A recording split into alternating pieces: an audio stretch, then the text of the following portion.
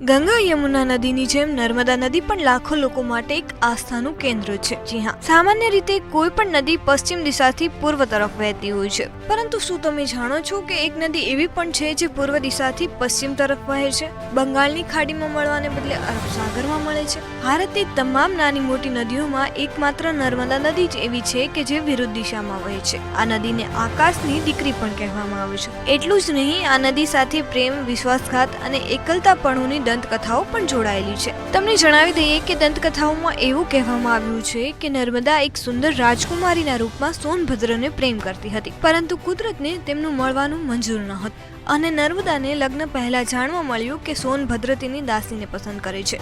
આવી સ્થિતિમાં પ્રેમમાં એકલતા અનુભવ્યા બાદ નર્મદા કુંવારા રહીને સોનભદ્રની વિરુદ્ધ દિશામાં વહેવાનું નક્કી કરે છે।